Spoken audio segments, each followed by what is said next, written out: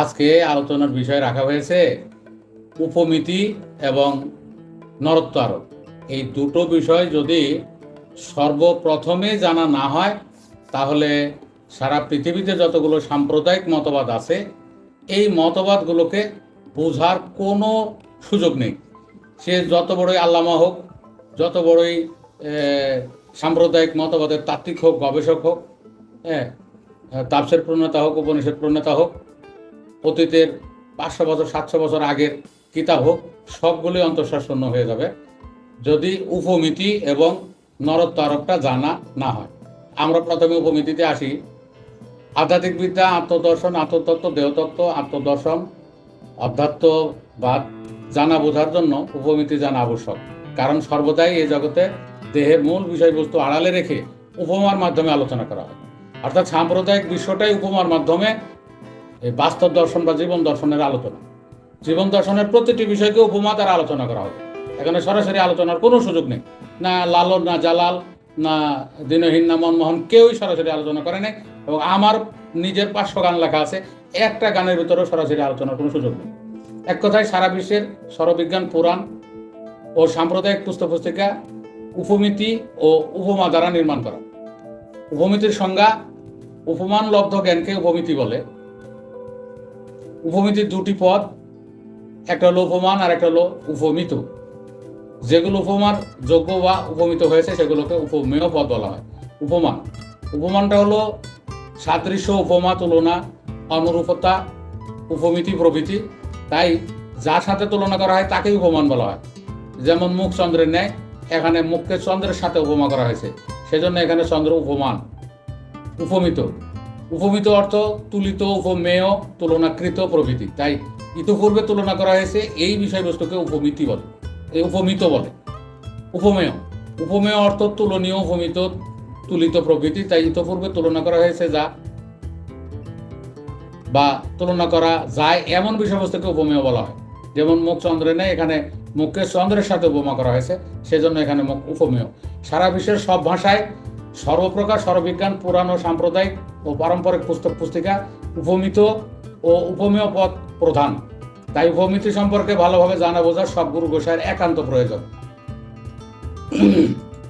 দেখেন, আমাদের দেহের বিষয়বস্তু অর্থাৎ বাস্তব দর্শনের যে বিষয়বস্তুকে যখনই আলোচনায় নিয়ে আসবো, পুরাণ আকারে গল্প নির্মাণ করব, তখন মানুষের বিদ্যমান বিষয়বস্তু ও ইন্দ্রিয়াদির বৈশিষ্ট্যের রূপক নামে নরত্ব আরোপ করতে হবে। তারপরে আমি উপমা নির্মাণ করব, উপমেয় পদের গল্প বলবো, অর্থাৎ মানব দেহে যে অঙ্গ প্রত্যঙ্গ আছে এগুলোর গল্প বলবো, কিন্তু উপমার মাধ্যমে, রূপক নামের মাধ্যমে। এইটা দ্বারা সারা বিশ্বের সব সাম্প্রদায়িক পুস্তক পুস্তিকা লেখা, তাই জানা অতীব প্রয়োজন। এবার আমরা আসি নরত্ব আরোপ বা মানবায়ন। অ্যানথ্রোপোমরফাইজ বা হিউম্যানাইজেশন, এই দুটো আমরা আলোচনা করবো। আরবিতে এটাকে বলে আত-তাসসিম বা আল আদমি। এই নরত্ব আরোপের ভূমিকাটা হলো সাধারণত প্রকৃতি, জীবজন্তু এবং মানুষের বিদ্যমান বিষয়বস্তু ইন্দ্রিয়াদির বৈশিষ্ট্যের রূপক নামে মানুষের মতো ক্ষমতা আরোপ করা বা মনুষ্যত্ব আরোপ করাকে নরত্ব আরোপ বা মানবায়ন বলা হয়। প্রকৃতির যে কোনো বিষয়বস্তুর ওপর সাময়িক ব্যক্তিত্ব আরোপ করাকে নরত্ব আরোপ বলে। তবে সাধারণ সাহিত্যে প্রকৃতির যে কোনো বিষয়বস্তুর ওপর নরত্ব আরোপ করে পৌরাণিক কাহিনী নির্মাণ করা হয়। যেমন একটি আংটির আত্মকাহিনী, একটি বট গাছের আত্মকাহিনী, একটি নদীর আত্মকাহিনী প্রভৃতি। এসব ক্ষেত্রে আংটি, বট গাছ ও নদী কোনোটিই কথা বলে না। এসবের মুখ দিয়ে কথা বলায় স্বয়ং লেখক বা স্বয়ং সাহিত্য নির্মাতা। তেমনি ইসলামী মতবাদে তখন পাখি বলল, তখন গাছ বলল, তখন পাহাড় বলল, তখন রপ রপ কথা বলল, তখন মাছ বলল, এই কথাগুলো বারবার আছে। তখন মাছ করুণ সুরে কাঁদলো, একটা কুকুর এসে কাঁদলো, একটা বিড়াল কাঁদলো, এই ধরনের কথাগুলো বারবার আছে। এইগুলো যে রূপকথা, এগুলো যে পৌরাণিক কাহিনী, এটা সাধারণ মানুষের ধারণাও একবারও আসে না। অন্যদিকে সারা বিশ্বের সব ভাষায় সর্বপ্রকার সর্ববিজ্ঞান, পুরাণ ও সাম্প্রদায়িক পুস্তক পুস্তিকায় ব্যবহৃত দেবতা, ফেরেশতা, মালাক, অ্যাঞ্জেল নির্মাণ করার জন্য মানুষের বিদ্যমান কোনো না কোনো বিষয়বস্তুর ইন্দ্রিয়াদির বৈশিষ্ট্যের রূপক নামে নরত্ব আরোপ করা হয়। যেমন স্বাভাবিক স্থূল দৃষ্টিতে যৌন উন্মোদনা জাগরিত করে শিষ্ণ, তাই শিষ্ণকে বলা হয় মদন। যে মাদন সৃষ্টি করে সেই মদন, এখানে মদন অর্থ অচেতন, অজ্ঞ, অনভিজ্ঞ, নির্বোধ, পুলিশ, স্টুপিড প্রভৃতি। নরতারকের সংজ্ঞা: মানুষের বিদ্যমান বিষয়বস্তু ও ইন্দ্রিয়াদির বৈশিষ্ট্যের রূপক নামে মানুষের স্বভাব আরোপ করাকে নরতারক বলে। যেমন কৃষ্ণ হতে শিব, মহাদেব। শিব কৃষ্ণের রূপক নাম, মহাদেব কৃষ্ণের রূপক নাম। মানবায়নের সংজ্ঞা: মানুষের বিদ্যমান বিষয়বস্তু ও ইন্দ্রিয়াদির বৈশিষ্ট্যের রূপক নামে মানবের স্বভাব আরোপ করাকে মানবায়ন বলে। যেমন কৃষ্ণ হতে শিব বা মহাদেব। এবার একটু ব্যাখ্যা করলেই বিষয়গুলো ক্লিয়ার হয়ে যাবে। মদনের নরত্ব করে কামের দেবতা নির্মাণ করা হয়েছে, মদনে নরত্ব করে। তাই তিনি মানুষের মতো আচরণ করেন। এখন যেহেতু তাকে মানবীয় চরিত্র দান করা হলো কৃষ্ণের উপরে, কৃষ্ণকে এখন মানুষ বানানো হলো, মানুষ তৈরি করা হলো, মানুষ সৃষ্টি করা হলো, এখন মানুষের মতো সে আচরণ করবে, কথা বলবে। এবার মদন অর্থ অতনু, অনঙ্গ। অতনু মানে যার কোনো দেহই নাই, দেহই অতটুকু। অনঙ্গ যার অন্য কোনো অঙ্গ নাই। কামদেব, কিউপিড, ব্রহ্মাণ্ডের প্রণয় দেবতা। কোনো বিষয়বস্তুর প্রতি নরত্ব আরোপ করার পর সাধারণ সাহিত্যে অর্থের পরিবর্তন হয় না, কিন্তু পুরাণে অর্থের সম্পূর্ণ পরিবর্তন হয়। যেমন পুরাণে নরত্ব আরোপিত বা মানবায়িত পরিভাষাটি তার উপমান, চারিত্রিক ছদ্মনাম ও ব্যাপক বাহ্যিক অর্থ পরিত্যাগ করে উপমিত অর্থ বহন করতে বাধ্য হয়। সাধারণ সাহিত্যে অর্থের কোনো পরিবর্তন হয় না। যেমন একটি আংটির আত্মকাহিনী আংটিই থাকে, একটি বটগাছের আত্মকাহিনী বটগাছই থাকে, অর্থের কোনো পরিবর্তন হলো। উপমান পদের অর্থের কোনো পরিবর্তন হয় না সাধারণ সাহিত্যে। একটি নদীর আত্মকাহিনী, নদী সবসময় নদী অর্থই বহন করে, কিন্তু যখনই এটা পুরাণে আসবে, তখন পৌরাণিক কাহিনী হবে, তখন সম্পূর্ণ অর্থ পরিবর্তন হবে। যখন এটা কোনো ধর্মগ্রন্থে আসবে, কেউ কোনো গীতিকার কোনো বাণী বা গীতিকাব্য রচনা করবেন, তখন অর্থ সম্পূর্ণ পরিবর্তন হবে। ওই অর্থ আর থাকবে না, আবিধানিক অর্থ আর থাকবে না। যেমন সাধারণ সাহিত্যে আংটির প্রতি নরত্ব আরোপের পর আংটি থাকে, অন্যদিকে পুরাণে আংটি একটি গোলাকার বলয়, ভগও গোলাকার বলয়ের মতো, মানে নারীদের যোনিমুখ ভগ, এটাও গোলাকার বলয়ের মতো। তাই আংটি ভগের সাথে উপমা করা হয়, অতঃপর আংটি বা ভগের বৈশিষ্ট্যের রূপক নামে নরত্ব আরোপ করে ভগ অর্থ প্রদান করা হয়। তার ফলে আংটির পরিভাষাটির সর্বদা ভগ অর্থই বহন করে। দেখেন, একটি আংটির আত্মকাহিনী যখন আমরা সাহিত্যে পড়লাম, আংটির অর্থের পরিবর্তন হয়নি, কিন্তু যখন এটা পুরাণে বা কোনো এই গীতিকাব্যে ব্যবহার করা হয়েছে ওই আংটির শব্দটা, তখন কিন্তু আর আংটি অর্থে ব্যবহার করা হয়নি, তখন ভগ অর্থে ব্যবহার করা হয়েছে। উপমিত পদটা ভগ, অর্থাৎ মানবদেহে ভগ, প্রকৃতিতে হলো আংটি। অনুরূপভাবে যেমন বট গাছে বট ফল ধরে, তেমনি কৃষ্ণ গাছে শুক্র ফল ধরে, অর্থাৎ শুক্রাণু শুক্র, এগুলো হলো কৃষ্ণের ফল। তেমনি মানুষ গাছে মানুষ ফল বা সন্তান ধরে, তাই বট গাছকে কৃষ্ণের সাথে উপমা করা হয় বট গাছে, যার ফলে বট গাছ পরিভাষাটি সর্বদা কৃষ্ণ ও মানুষ অর্থ বহন করে। আর যখনই আমরা সাধারণ সাহিত্যে আলোচনা করব, তখন একটি বট গাছের আত্মকাহিনী, বট গাছ সবসময় আবিধানিক অর্থে বটবৃক্ষ, বট গাছ এরকমই থাকবে। আর যখনই আমি এটা পুরাণে বা কোনো ধর্মগ্রন্থে অথবা কোনো বাণীতে বা গীতিকাব্যে ব্যবহার করলাম, তখন অর্থ পরিবর্তন হয়ে কৃষ্ণ অথবা মানুষ হয়ে গেছে, এই অর্থই বহন করবে সবসময় পুরাণে, ধর্মগ্রন্থে এবং বাণীতে।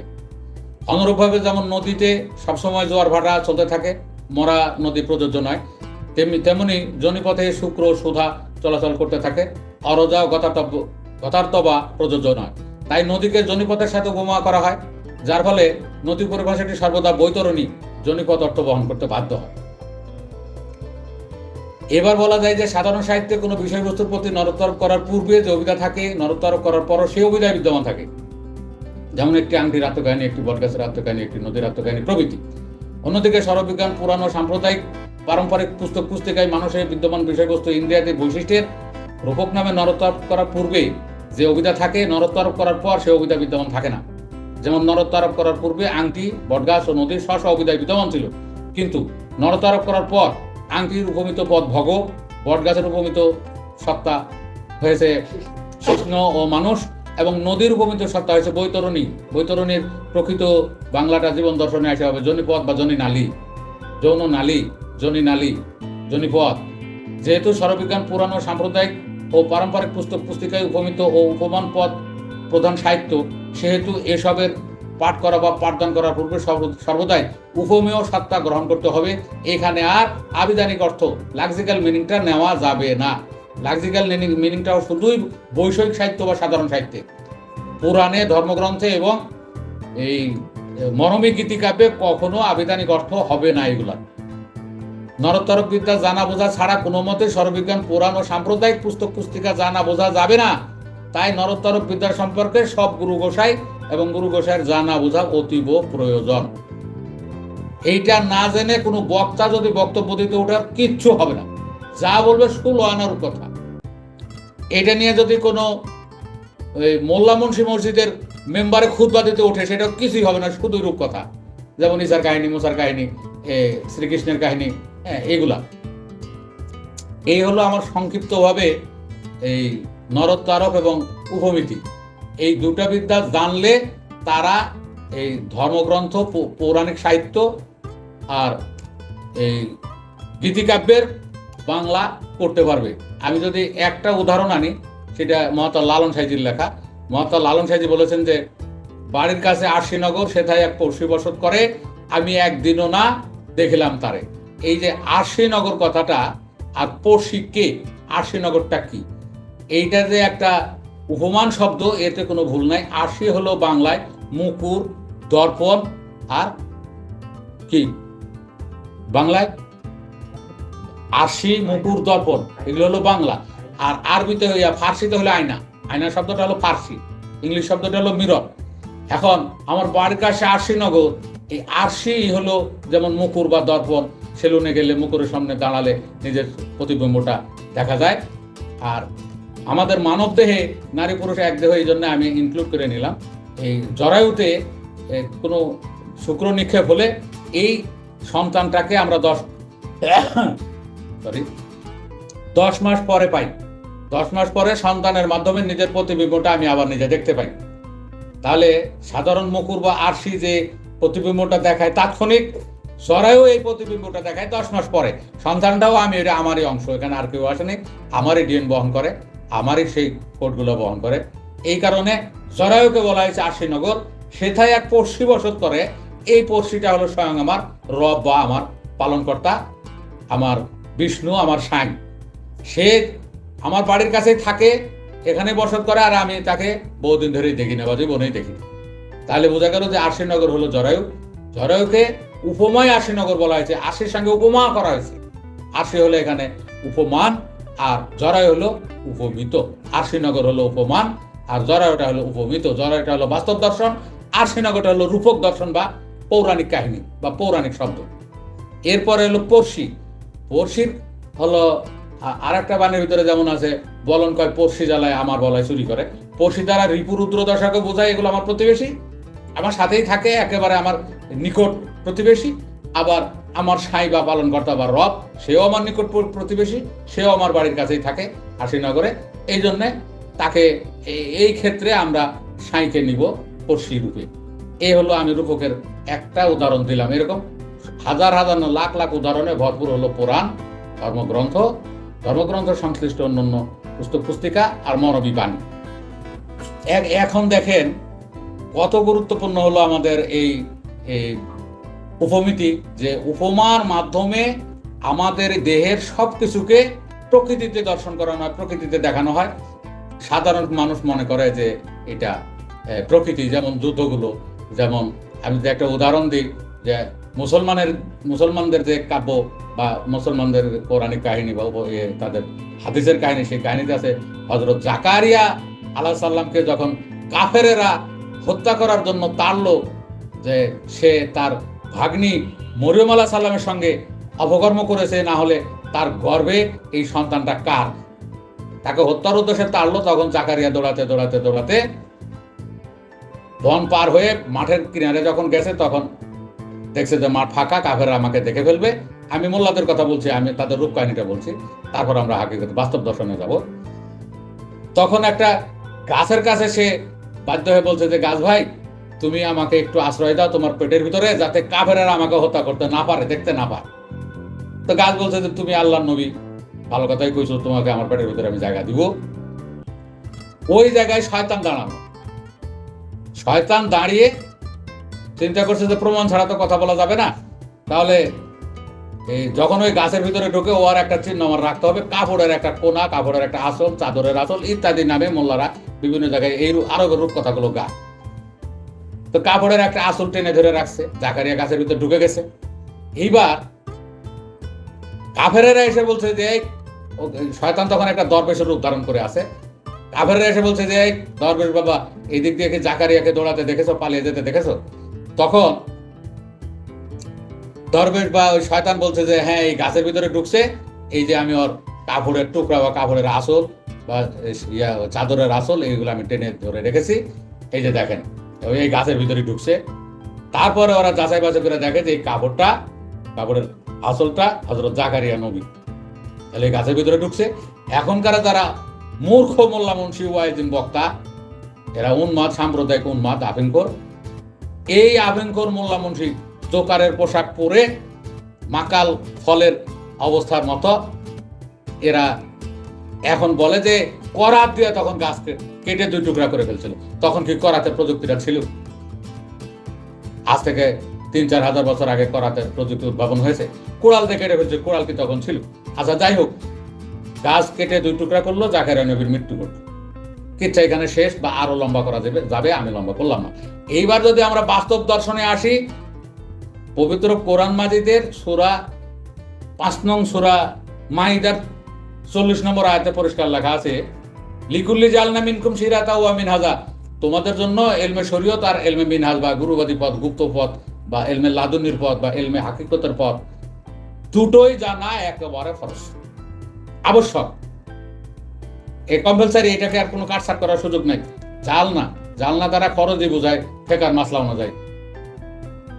এরপরে হযরত ইমাম মালিক অন্য একটা হাদিসের হাসিয়ায়, মিশকাত শরীফের এই সরা গ্রন্থ মিরকাতের নিচে পাদটিকায় আরবিতে বলে হাসিয়া, সে হাসিয়ায় একেবারে পরিষ্কারভাবে লিখছে, মান তাফাক্কাহা ওয়া লাম ইয়াতাসাওয়াফা ফাকাত তাফাসসাকা ওয়া মান তাসাওয়াফা ওয়া লাম ইয়াতাফাক্কাহা ফাকাত তাজান্দাকা ওয়া মান জামা বাইনাহুমা ফাকাত তাহাক্কাকা। এর বাংলা অর্থ হলো, যে ব্যক্তি শুধু ইলমে শরীয়ত শেখে আর এই মিনহাজ বা গুরুবাদী পথ বা বাস্তব দর্শনটা শেখে না, শুধু ব্যাখ্যার জ্ঞান শিখলো, বাস্তব দর্শন শিখলো না, ওই ব্যক্তি হলো পাপী। হোক সে বক্তা, হোক সে ওয়াইজিন, হোক সে আল্লামা, হোক সে মাওলানা, ওটা হলো পাপী, এর ভিতরে কোনো সন্দেহ নাই। আর যে ব্যক্তি ইলমে তাসাউফ বা ইলমে হাকিকত শেখে, শরীয়তের রূপক ব্যাখ্যাটা তার জানা নাই, রূপক ব্যাখ্যার তার জ্ঞান নাই, এইটা হলো নাস্তিক। সে মানে কল্পিত এই দেবদেবী ঈশ্বরকে বিশ্বাস করে না, নাস্তিক জিন্দেগার। আর শেষ কথাটা হলো, ওমান জামা বাইনাহুমা ফাকাত তাহাক্কাকা, যে ব্যক্তি ইলমে শরীয়ত এবং ইলমে মিনহাজের 2টো বিদ্যা অর্জন করলো, সেই ব্যক্তি হলো জ্ঞানী। তাহলে আমরা বুঝতে পারি যে এখন আমরা যে জাকারিয়া নবীর রূপক ব্যাখ্যাটা বললাম বা জানলাম বা শুনলাম, এটার বাস্তব ব্যাখ্যাটা জানলামও না, শুনলামও না। আমরা এতক্ষণ উপমাটা জানলাম, যে উপমিতির মাধ্যমে, উপমান পদ দ্বারা যে উপমা তৈরি করা হয়, রূপক গল্প তৈরি করা হয়, গল্পটাই জানলাম। আসলে এখানে যদি এর এই পরিভাষাগুলো উদ্ঘাটনে মানে বেছে বা পরিভাষাগুলো আলাদা করে এর মূলক উদ্ঘাটন করি, তাহলে আসল রহস্যটা বেরিয়ে আসবে। সেটা হলো, এখানে গাছটা হলো মানব দেহ। এই যে এখন হাকিকত শুরু করলাম, এতক্ষণ শরীয়তের গল্পটাই বলছি, এবার হাকিকতটা বলছি। এখানে গাছটা হলো মানব দেহ, আর শয়তান, এটা গ্রিক মিথোলজিতে যে শয়তান, সেটাই আরবিতে এসে হচ্ছে শয়তান। আর এইটার মূলক বা এইটার বাস্তব দর্শন হলো পুরুষাঙ্গ শিষ্ণ নুনু। আর সেই দরবেশের রূপ ধারণ করেছিল ওই জায়গায়, এবং সেই ওই শাড়ির আঁচল টেনে ধরবা, কাপড়ের বা চাদরের আঁচল বার করে রাখছিল, গাছের সঙ্গে ঝুলছিল। এটা দেখে কাপড়রা বুঝতেছে এই গাছের ভিতরে সে আছে। আর সেই শাড়ির কাপড়ের আঁচল বা চাদরের আঁচলটাই ছিল শিষ্ণ বা নুনু। দেখেন, দেহ নামক গাছ, পুরুষ দেহ নামক গাছ, এই গাছের ভিতরে শাড়ির আঁচল বলি, আর কাপড়ের আঁচল বলি, আর চাদরের আঁচল বলি, আর লঙ্গির আঁচল যেটাই বলি, একমাত্র নুনুই বাইরে ঝুলন্ত অবস্থায় আঁচলের মতো ঝুলে, এছাড়া আর কোনো কিছুই পুরুষ দেহে ঝুলে না। অতএব ওই দাঁড়িয়েছিল যে শয়তান, এটাও নুনু, এবং যে আঁচল রূপে যেটা ঝুলছিল এটাও নুনু। তাহলে বোঝা গেল যে জাকারিয়া, আর মুসলমানরা হযরত জাকারিয়া আলাইহিস সালাম বলে এইটা হলো রূপক দর্শন।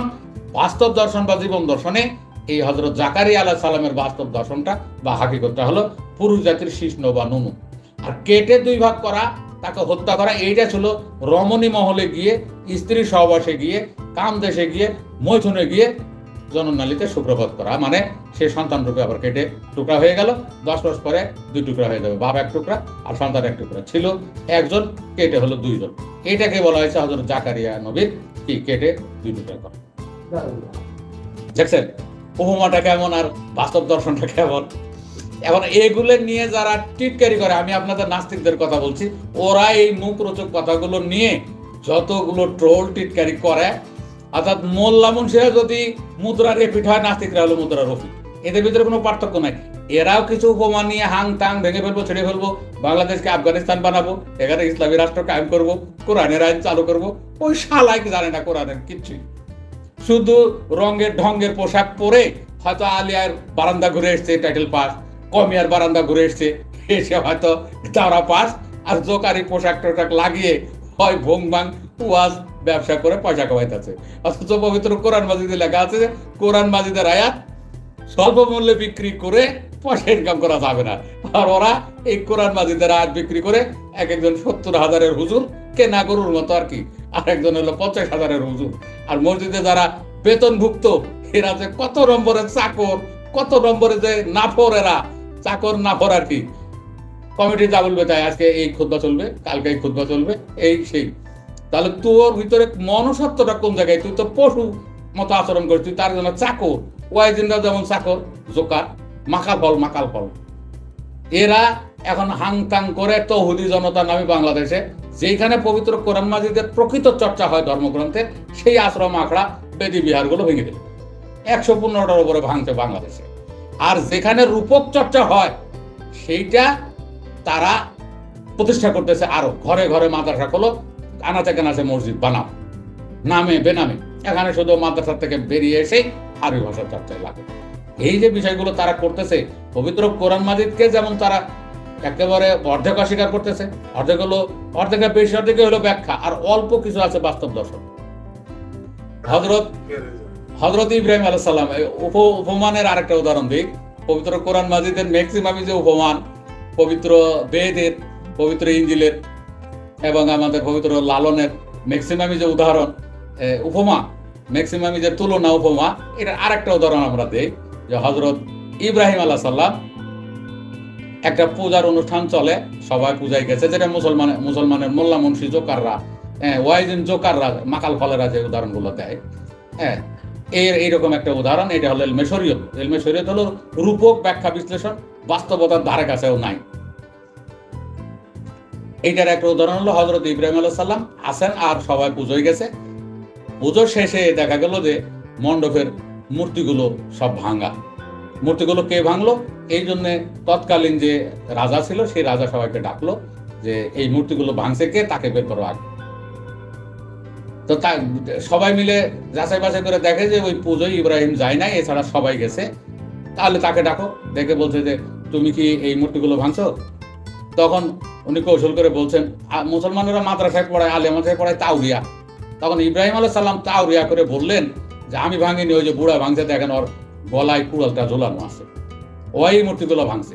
তখন রাজা বলছে যে ওই তো ভৌত মূর্তি, তারা তারপর এই মণ্ডপের সব মূর্তি ভাঙতে পারবে না, তাহলে তাদের পক্ষে সম্ভব না। এইটা ওরা বুঝাচ্ছে যে ইব্রাহিম আলাইহিস সালাম রাজাকে কৌশল করে বুঝালো। এখন আমাদের কথা হলো, সেখানে মূর্তি ছিল কয়টা? অনেকে বলে 360টা মূর্তি ছিল। মূর্তিগুলো কোথায় ছিল? কেউ বলে মক্কার ঘরে ছিল, কেউ বলে যে একটা মণ্ডপে ছিল, একটা মণ্ডপে ছিল, বিভিন্ন ভাবেই বলে।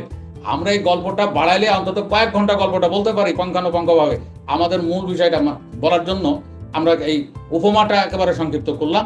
এখন আমরা আবার হাকিকতে চলে যাই, যেটা মিনহাজের বিদ্যা, গুরুবাদী বিদ্যা, মরমী বিদ্যা, বাস্তব দর্শন, জীবন দর্শন, এলমে হাকিকত, এলমে লাদুন্নি, এলমে রুহানিয়াত, এই পরিভাষায় আমাদের উপমহাদেশে ডাকা হয়।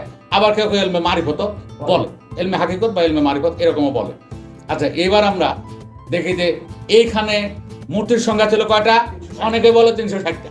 এই 360 সংখ্যা তো এটা গাণিতিক সংখ্যা, এটা তো গোজামিল দেওয়ার কোনো সুযোগ নাই।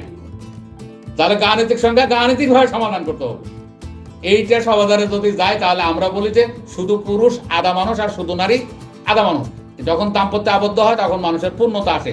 শুধু আধা মানুষের 2 পা, আর পূর্ণাঙ্গ মানুষ যখন দাম্পত্যে আবদ্ধ হবে তখন হবে 4 পা, আর বাকি সাধকদের হলো 6 পা। এখন এই 360টা মূর্তি কোথায় আছে? কোন মণ্ডপে আছে? পূজা মণ্ডপ কোন মণ্ডপে আছে? এইটা হলো নারী দেহ জরায়ু। জরায়ু হলো এমন একটা মণ্ডপ, এখানে হাজার হাজার মূর্তি সাজানো আছে, লাখ লাখ যত মূর্তি। আমার মতো একটা মানুষ মূর্তি এই মণ্ডপ থেকেই বের হয়েছে, আপনার মতো একটা মানুষ মূর্তি এই মণ্ডপ থেকেই বের হয়েছে।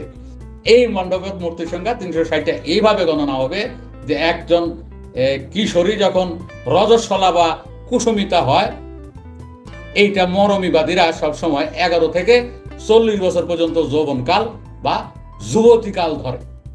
তাহলে আমরা ধরি যে 11 থেকে 40 পর্যন্ত মাঝখানে হয় 30 বছর। প্রতি মাসে একটা করে ডিম্বুক মানুষ রূপ ধারণ করার জন্য এই জরায়ুতে অবতীর্ণ হয়। এইটা বছরে 12টা, 30 বছরে 360টি মূর্তি বলি, ডিম্বুক বলি, মানুষ বলি এখানে অবতীর্ণ হয়। আর যদি শুক্র নিক্ষেপ করা হয়, একটা একটা করে মানুষ বের হতে থাকে। আর যদি শুক্র নিক্ষেপ করা না হয়, একটা করে মানুষ মৃত্যুবরণ বা ধ্বংসপ্রাপ্ত হতে থাকে। এইভাবে পুরুষাঙ্গের দ্বারা, মানে ওই ইব্রাহিমের দ্বারা একটা মহিলার বয়স যখন 40 বছর পেরিয়ে যায়, সে গতার্তবা হয়ে যায়, যার আর্তব বা রজ শেষ হয়ে যায়, এমন রমণীকে বলে গতার্তবা। গতার্তবা যখন হয় তখন ওই মণ্ডপের সকল মূর্তি ভাঙচুর শেষ হয়ে গেলে ওই বুড়া যেটা আছে মূর্তি, সেটার কাঁধে যে কোড়াল ঝোলানো হয়, সেই কোড়ালটা হলো নুনু। এইটাই মানব দেহে এখন পর্যন্ত ঝুলানো আছে। বুড়া মূর্তিটা হলো নুনু, আর ঝোলানো কোড়ালটা হলো নুনু, যে কোড়াল দিয়ে সকল মূর্তিগুলো ভেঙে চুরমার করছে। তাহলে এখানে কোড়াল হলো নুনু, মূর্তিগুলো হলো সেই সন্তান, আর মণ্ডপটা হলো জরায়ু, আর ইব্রাহিমটা হলো নুনু বা কৃষ্ণ। এই তো এই গল্পের রূপক পরিভাষাগুলো। ইব্রাহিম, পূজা মণ্ডপ, ভাঙচুর তো হলো সেই মৈথুনের মাধ্যমে ভাঙছে, আর হলো 360টা মূর্তির সংখ্যা। গাণিতিকভাবে আমি পৃথিবীর সকল মোল্লা মুন্সি, সকল ওয়াইজিন বক্তা, ওই জোকারদের জন্য একটা অনন্ত চ্যালেঞ্জ দিয়ে দিলাম। পারলে 360 মূর্তি বার করে দেখাবি, না হলে মোল্লার বাচ্চা মোল্লারা ওই রূপকথার পাশাপাশি এই হাকিকত গুলো প্রচার করবি। আজকে হাকিকতের প্রচার বন্ধ করে রাখছো কত বছর? কয়েকশো বছর ধরে এই উপমহাদেশে শুধু শরীয়তের প্রচার, মানে রূপকথার প্রচার করতে করতে ঘরে ঘরে জঙ্গি, পাড়ায় পাড়ায় জঙ্গি, গ্রামে গ্রামে জঙ্গি সৃষ্টি হয়েছে। বুঝতে পারছো না? এই জঙ্গিদের দ্বারা একেবারে এক দরবারের সাথে আরেক দরবার মুখোমুখি, এক আহলে বায়াতের সঙ্গে আহলে সুন্নতের মুখোমুখি অবস্থান। যে কোনো টাইমে গৃহযুদ্ধ হয়ে ডিস্ট্রয় হবে বাংলাদেশ। বুঝতে পারছো না যে রূপক প্রচার করতে গিয়ে কি ধ্বংসটা টেনে আনছে? আমরা বাংলা ভাষাকে জলাঞ্জলি দিয়ে ঘরে ঘরে আরবি ঢুকাচ্ছি। খুব ভয়ঙ্কর অবস্থায় দেশ। এই দেশের কোন রকমের উত্তরণের সুযোগ নাই যদি এই মোল্লা মুন্সিদের এখনো বাস্তব দর্শন প্রচার না করে। ওই কি বলবো, মূর্খেরা, গবেটরা বলে যে কোরআন হলো জীবন দর্শন, কোরআন হলো জীবন বিজ্ঞান, জীবন দর্শন আর কি জীবন বিধান। তো জীবনের কি আলোচনা করে? কোন বক্তা, কোন ওয়াইজিন, কোন মসজিদের মোল্লা জীবনের কোন আলোচনা করে? শুধুই রূপক। আর রূপকের পোলাপানি ইয়াং জেনারেশন যারা জেনজি, এরাও জঙ্গি হয়ে যাচ্ছে। বিশ্ববিদ্যালয়ের ছেলেমেয়েরাও জঙ্গি হয়ে যাচ্ছে। যে মনে হয় যে ইউনুস নবীর ওই কাহিনীটাই সঠিক, মনে হয় যে ইব্রাহিম নবীর এই কাহিনী সঠিক। এগুলো তো রূপকথা। তো হযরত ইউনুস নবীর সঙ্গে আল্লাহর যখন বা জিবরাইলের যখন কথা হয়, তখন বলছিল যে আমি তো অনেক বছর দাওয়াত করলাম, আমার এই জাতির কেউই আমার কথাই শুনতে চায় না এবং আল্লাহকে মানতে চায় না, আল্লাহকে মানে একত্ববাদে বিশ্বাস করতে চায় না। আল্লাহর কাছে খুব আর্জি দিয়েছে যে প্রভু, আমার এই জাতি যদি আপনার একত্ববাদ না মানে, আমার এই জায়গায় থেকে লাভটা কি? আমি এত বছর নবতী প্রচার করি, লাভটা। তো আল্লাহ রাগ করে বলছে যে তোমার এই জাতিকে আর রাখা যাবে না, এরা খারাপ হয়ে গেছে, এদেরকে ধ্বংস করে দিবে। ইউনুস নবী এসে প্রচার করতে, গ্রামের যে পংটা বয়স্ক মুরব্বী আছে না, এই মুরব্বীরা এমন খেপছে, তাহলে তোমার আল্লাহরে বলো দিন দিতে কাও, তোমার আল্লাহ যদি আমাদেরকে ধ্বংস করার ক্ষমতা রাখে দিন দিতে কাও, দেখি আমরা পারি কিনা। বাহ, ইউনুস নবী তো আরো মানে এই বিহ্বল হয়ে গেল যে হায় হায়, আল্লাহ রাগ করে বলো যে এই জাতিকে ধ্বংস করে দিব, এদেরকে রাখবো না। আবার এটা যখন এদেরকে আমি বললাম, এরা আবার আমার উপরে চেঁচাচেঁতি করতেছে।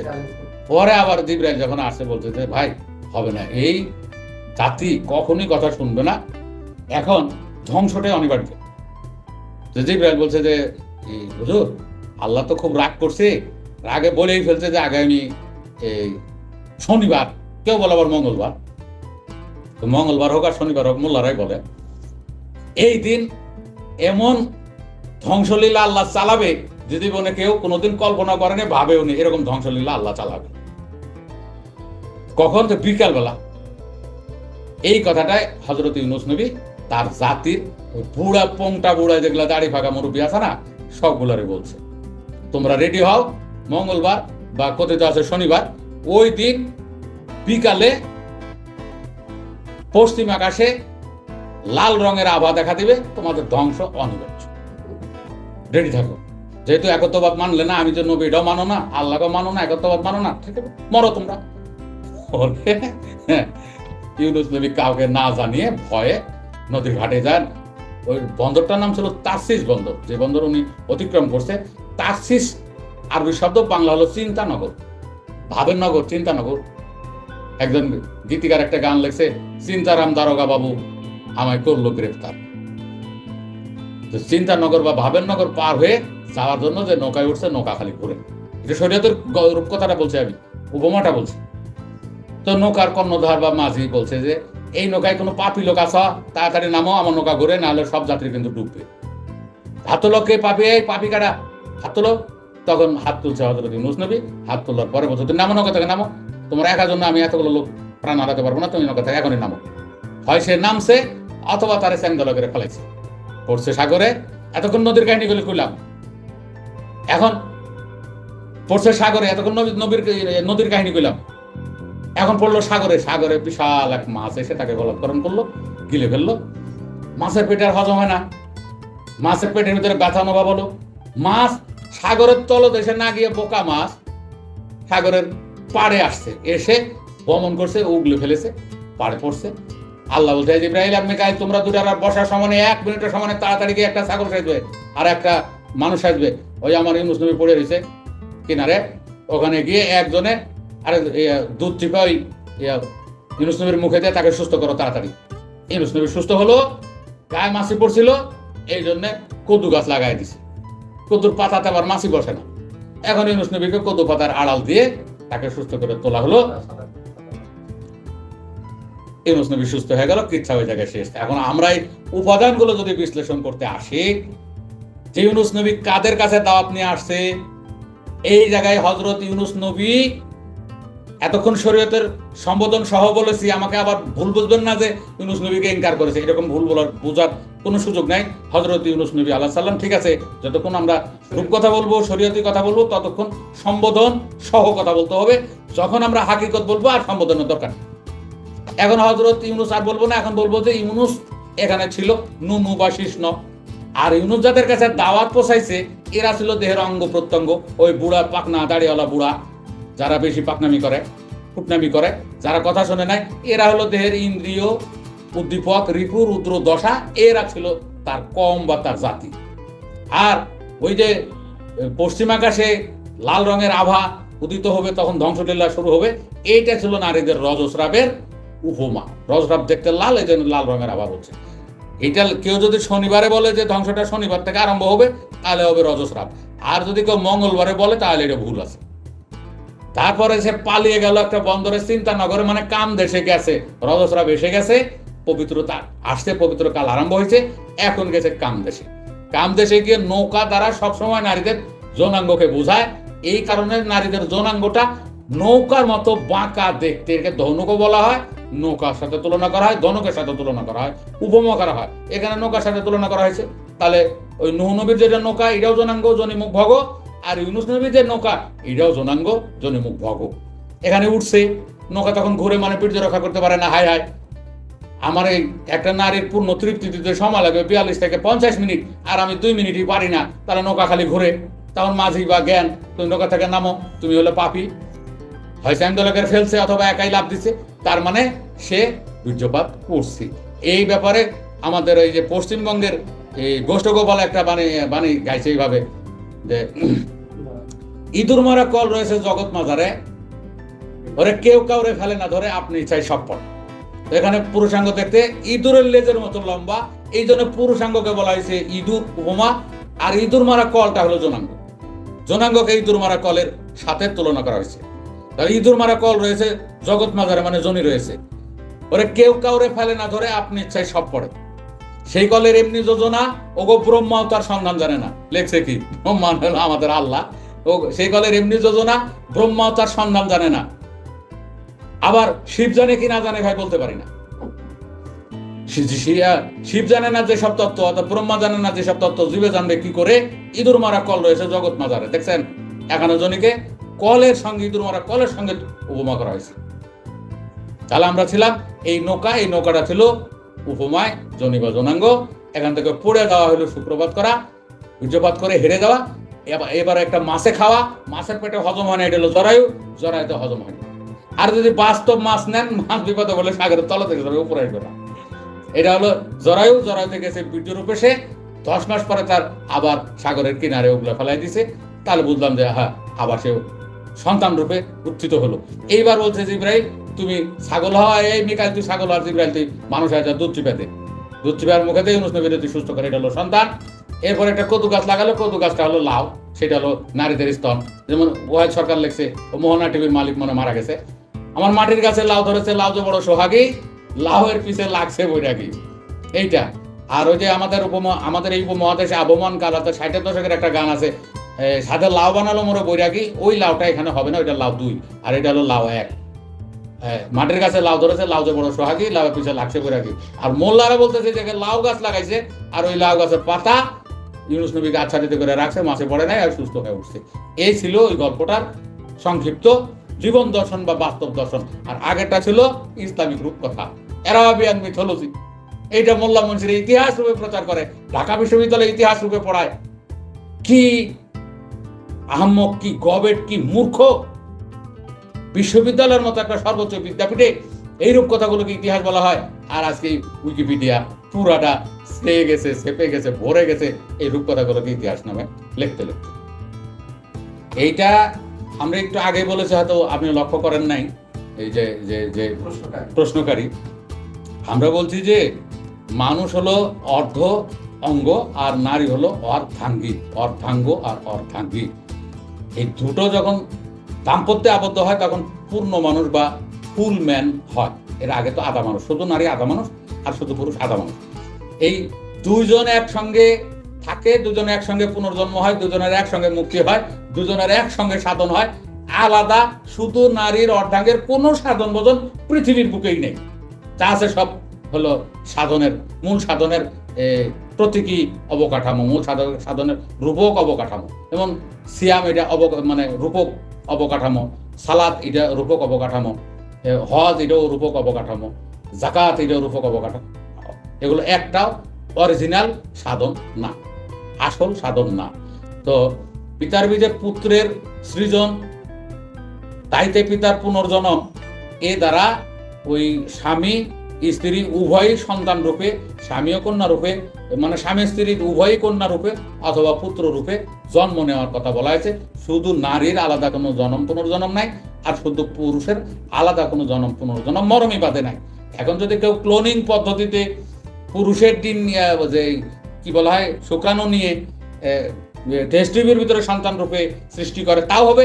নারীর কোষ থেকে কোনো মানে কি বলা হয়, ডিএনএ, বা নারীর দেহ থেকে কোনো কোষ নিয়ে ক্লোন করে সেটার থেকেও যদি সন্তান করে তাও হবে। পুরুষ দেহ থেকে কোষ নিয়ে যদি ক্লোন করে টেস্ট টিউব বেবি বানায় তাও হবে। হবে না এরকম কিছু না। শুধু নারীর আলাদা কোনো সাধন নাই, আর শুধু পুরুষের আলাদা কোনো সাধন নাই। মরমী বিজ্ঞানে, যেটা সরবিজ্ঞানে যতগুলো বর্ণনা আছে, ধর্মশাস্ত্রে যতগুলো বর্ণনা আছে, সকল বর্ণনার মূল হলো স্বামী স্ত্রী উভয়ে সাধন ভজন করতে হবে। মুক্তি হলে দুজনার, সন্তান রূপে জন্ম নিলে দুইজনেই জন্ম নেয়, কেউ একা না। হযরত নূহ নবী আল্লাহর, মানে মুসলমানের বক্তব্য অনুযায়ী আল্লাহর একেবারে প্রিয় নবীদের মধ্যে সর্বোত্তম। 950 বছর তিনি এই ধরাধামে তার একত্ববাদের প্রচার চালিয়েছেন। কেউই তার কাছে একত্ববাদ গ্রহণ করেনি, তাকে নবী হিসাবে মানেও না, তার হাতে কেউ বায়াত হয়। মনের দুঃখে রাগে পাগলায় আল্লাহর কাছে অভিযোগ করছে যে আল্লাহ কি করব, কি করা যায় এই মূর্খ জাতিকে, এরা তো আমার কথা কেউই শুনতেই রাজি নেই। মানে আমার ছেলেটা কেনান, এও আমার কথা শোনে না, আর আমার স্ত্রী নূহ নবীর স্ত্রী, ওই আমার কথা শোনে না। এখন আমি বিশাল বিপদে না, আমার ঘরের, আমার স্ত্রী, আমার ছেলে, এরাও যদি আমার কথা না শুনে, আমার নবুয়ত না মানে, আল্লাহর একত্ববাদ না মানে, বিপদে আছি।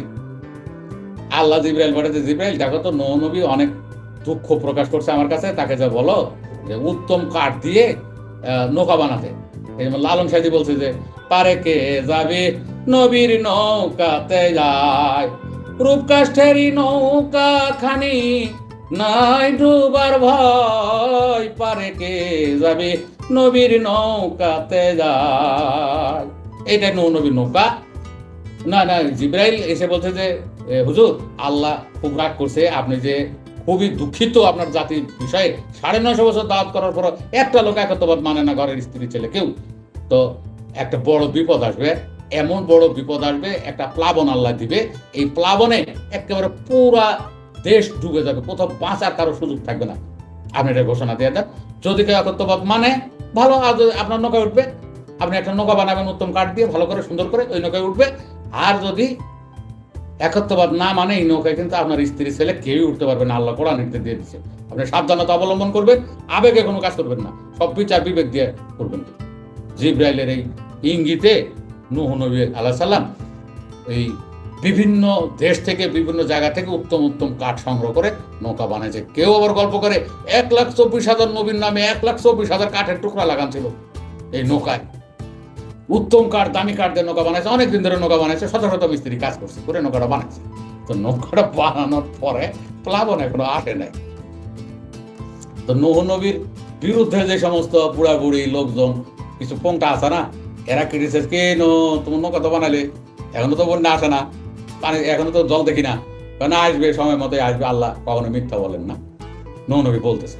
এখন ওই পংটারা করছে কি, আর নৌকায় হাক পুরা এলাকার লোকজনকে দাওয়াত করে নিয়ে এসে, দুই একজন পংটা থাকে না সমাজে, দাওয়াত করে নিয়ে এসে নূহ নবী নৌকা পুরাটা হেগে আর মুতে ভরপুর করে ফেলেছে। নূহ নবী তো আরো দুঃখ, হাই হাই, এত সুন্দর করে, এত দামি কাঠ দিয়ে এত সময় লাগায় মনের মতো করে নৌকাটা বানালাম, আর এই নৌকা ওরা হেগে শেষ করে দিল, ডুবিয়ে দিল, পুরো ভরে গেছে আর কি নৌকা, আর নাই নৌকা। এই হাঁকতে গিয়ে একটা বুড়ি টুস করে নৌকার ভিতরে গেছে, পড়ে নৌকার থেকে এই বুয়ের ভিতরে ডুব দিয়ে উঠে দেখে যে যুবতী হয়ে গেছে, একদম 12 বছরের ছেড়ি, সুন্দরী যুবতী হয়ে গেছে। হাই হাই, 80 বছরের বুড়ি আমি ছিলাম, আর এই গুয়ের ভিতরে পড়ে আমি 16 বছরের বা 12 বছরের যুবতী হয়ে গেলাম, 16 বছরের যুবতী হয়ে গেলাম। বুড়ি এটা প্রচার করছে, এলাকার যত বুড়া বুড়ি ছিল সব এসে এই নৌকায় ডুব দিয়ে নবযৌবন পাওয়া আরম্ভ করছে। নৌকার গু শেষ, মুখ শেষ, কিচ্ছু নাই, নৌকা ধুইছে, ধুয়ে নৌকার জল দিয়া নিজেদের নতুন করে যুবক যুবতী বানাইছে। তাহলে যারা হাগলো তারাই নৌকা পরিষ্কার করলো। এরা বলে কি, দেখছেন আমার আল্লাহর কুদরত কেমন, এইভাবে এরা এই জোকাররা ওয়াজ করে, দেখছেন। এরপরে জিবরাইলের নির্দেশ এলো, জিবরাইল আল্লাহর কাছ থেকে এসে বললেন যে হুজুর, এখন আপনি রেডি হয়ে যান, জোড়ায় জোড়ায় লোক তুলেন নৌকায়। হ্যাঁ, কেউ বলেন নূহ নবীর নৌকায় ছিল 80 জোড়া মানুষ বা 80 জোড়া, আর অন্যান্য জীবজন্তু ছিল 1 জোড়া করে। এই নৌকা ভাসালো জুদি পর্বত থেকে, না এই নৌকা ভাসলো কেনান থেকে, জুদি পর্বতে গিয়ে নৌকাটা স্থির হয়েছে। কখন? যখন বন্যা আরম্ভ হয়ে গেল। বন্যাটা আরম্ভ হয়েছে কেউ বলে আদমের চুলা থেকে, আদমের চুলার তলা ছিল, এই তলা ফুটো হয়ে নূহ নবীর বন্যার জলটা আরম্ভ হয়েছে। আবার কেউ বলে নূহ নবীর বাড়ির যে চুলা ছিল, এই চুলার থেকে বন্যাটা আরম্ভ হয়েছে, নাহলে আদমের চুলা থেকে এই বন্যার জলটা আরম্ভ হয়েছে। আর এই জায়গায় একটা বুড়ি ছিল নূহ নবীর বাড়ির পাশে, ওই বুড়ি এই গল্প নূহ নবীর কাছ থেকে শোনার পরে বলছিল, বাবা আমার তো ছেলে মেয়ে কেউ নাই, আত্মীয় স্বজন কেউ নাই, অসহায় মানুষ, তো যখন বন্যা আসবে আমি ডুবে যাবো, তা আমাকে তোমার নৌকায় নিও বাবা। তো নূহ নবী আলাইহিস সালাম, নূহ আলাইহিস সালাম কইছে যে আচ্ছা ঠিক আছে বুড়িমা, প্লাবন এলে তোমার জানাবো, তোমার নিবই নৌকায়, তুমি নিশ্চিত থাকো। বন্যা আরম্ভ হলো, 1 জোড়া করে নিল, 1 জোড়া করে বাঘ, সাপ, হরিণ, তারপরে ছাগল, কুকুর, বিড়াল 1 জোড়া করে নিয়ে 80 জন মানুষ উঠছে, 40 জন নারী, 40 জন পুরুষ, অথবা 80 জনই নারী, 80 জনই পুরুষ, যেভাবে যে মোল্লা বর্ণনা করে, এগুলার কোনো সঠিক ভিত্তি নেই। একমাত্র জীবন দর্শন ছাড়া তাদের রূপকথার কোনো ভিত্তি নেই, এগুলো নড়চড়। কিন্তু জীবন দর্শনে কোনো নড়চড় হবে না, যখন আমরা হাকিকতে ফিরবো তখন জানতে পারবেন। নৌকা ভাসলো, তারপরে তার ওয়াইফ বারবার ওয়াইফকে বললো যে তুই আমার কথা শোন, এই যে বন্যা আরম্ভ হয়েছে না, এখন কিন্তু তুই ডুবে যাবি, মরে যাবি। তোর বাঁচার কোনো পথ নাই, তুই তার নৌকায় উঠ, তুই আগে আল্লাহর একত্ববাদ মান, আমার নবী হিসাব মান, তারপর নৌকায় উঠ, তুই বাঁচবি। নূহ নবীর বউকে যে আমি তোমার মানতামও না, তোমার আল্লাহকেও মানতাম না, একত্ববাদ মানবো না, আমি উঠবো না, যাও, মরলে মরবো, যাও। নৌকা ভাসছে, তার ছেলেরে বলছে যে কেনান তুই এখনো আমার নবী মান, একত্ববাদ মান, তাহলে তুই বাঁচবি, না হলে কিন্তু তুইও বাঁচবি না, ডুবে যাবে কিন্তু। কেনান বলছে যে আরে সারা সাগরে আমার আধা হাঁটু জল হয় না, আর আমার আল্লাহ ডুবাবে, যাও তুমি যাও, তোমার নৌকা নেই, তুমি যাও। আর কাউরে পায় নাই, নৌকা ওইগুলো তুলে নিয়ে শ্বশুর, আমি সংক্ষেপে বলার চেষ্টা করছি, শ্বশুর করে নৌকা ছাড়ছে, নৌকা ভাসতে ভাসতে গেলে জুদি পর্বত উঠছে। জুদি পর্বতে উঠার পরে এক রাত যাই নাই, রাত্রে আলোচনা করতেছে যে কিরে নূহ নবীর স্ত্রী ওই তার নবুয়ত মানলো না, একত্ববাদ মানলো না, আবার তার ছেলেও একত্ববাদ মানলো না, নবুয়ত মানলো না, তাহলে কি আমরা ভুল করলাম এই নবুয়ত মেনে? এই যে মানুষ যে নিমুখারাম, মানুষ যে খারাপ, এর একটা রূপগুণ দেখছেন আমার আল্লাহ কি করতে পারে। আল্লাহ তখন চিন্তা করলো, জিবরাইল এক কাজ করো, এদেরকে কমে ছাড়া যাবে না, সবগুলো ডুবাইছি, এই 40-80 জন যে বাঁচাইছি, এই 80 জন আবার কুপরামর্শ শুরু করছে, আজকে রাত্রের ভিতরে গিয়ে 80 জনারে 80টা ভাষা দাও, আর আমার নূহ নবীকে 80টা ভাষা ইনস্টল করে দাও হৃদয়ে। আমার নূহ নবী 80 জনের ভাষাই বোঝে, আর ওই যে পোংটা শালারা আল্লাহ বলছে যে আমি এত সুন্দর করে বাঁচালাম, এরপরে ওরা আবার নবীর বিরুদ্ধে এই কুপরামর্শ শুরু করছে, ওরা যাতে একজন আরেকজনের ভাষা না বোঝে, আর আমার নবী যাতে একবারে এই 80 জনেরই ভাষা বুঝে, যাও এই কাজটা করো। সকালে ঘুম থেকে উঠে দেখে কেউ কারো ভাষা চেনে না, জানে না, আর সবাই নবীর কাছে কথা বলে, নবী সব বোঝে।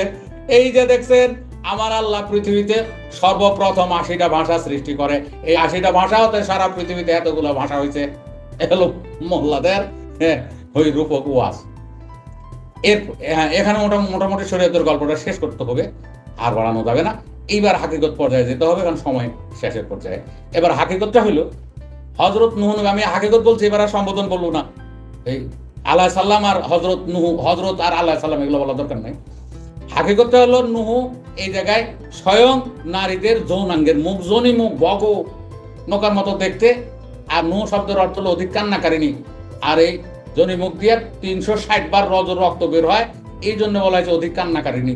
নূহ শব্দের অর্থ হলো অধিক কান্নাকারিণী, গ্রিক শব্দ ছিল নোয়া, এই নোনা, এই নোনাটাই এখানে হয়েছে নূহ, বা নোয়াটাই হয়েছে এখানে নূহ, আর নোনাটা হয়েছে ইউনুস, এখানে হলো নোয়া, নোয়াটা হলো নূহ, গ্রিক হলো নোয়া। আচ্ছা, নূহটা হলো জনিমুখ, অথবা নূহটা হলো পুরুষ জাতির শুক্রকে সবসময় নারী চরিত্রে আলোচনা করানো হয়, আর নৌকাটা হলো জনিমুখ বা জনি, এর আগেও বলছে যে ইউনুস নবীর নৌকা, নূহ নবীর নৌকা, বড় ফিরের নৌকা, যত নৌকা আছে সবগুলো জনি। আর তার যে জাতি বা কম, এগুলো ছিল মানব দেহের রিপু, রুদ্র, দশা, ইন্দ্রিয়, উদ্দীপক, মন, জ্ঞান, এইগুলো ছিল তার কম বা জাতি। আর তার ছেলে কেনান, এটা ছিল শিষ্ণ বা নুনু। আর এক জোড়া করে তুলে নিচ্ছে, এগুলোকে মানব দেহেরই বিভিন্ন অঙ্গ প্রত্যঙ্গ, এই যে কানের একটা জোড়া, চোখের একটা জোড়া, নাকের একটা জোড়া, হাতের একটা জোড়া, পায়ের একটা জোড়া, এগুলো ছিল জোড়া। এগুলোকেই বলছে যে ওই ছাগল তুলছে, ওই ভেড়া তুলছে, বিড়াল তুলছে, কুত্তা তুলছে, এগুলো রূপকথায় বলা হয়েছে। আর নৌকাটা ছিল 14 তলা, নূহ নবীর ওই নৌকাটা ছিল 14 তলা, এই আমাদের মানব দেহটা 14 তলা।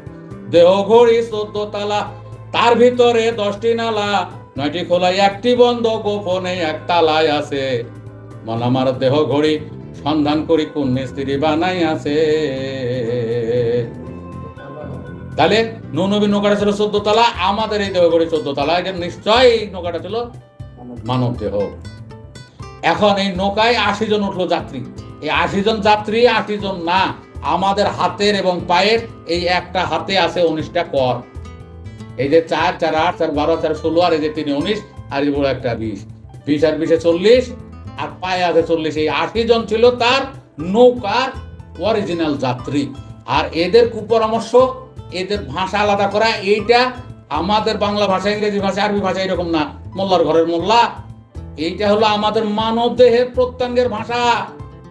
চোখের ভাষা কানে জানে না, কানের ভাষা নাকে জানে না, নাকের ভাষা চোখে জানে না। চোখকে যদি নাকটা ধরে গন্ধ নিতে বলা হয়, কানে গন্ধ নিতে পারবো? আর চোখটা বন্ধ করে নাকরে যদি বলা হয় দেখতো এটা কি সাপ না বাঘ, পারবো না।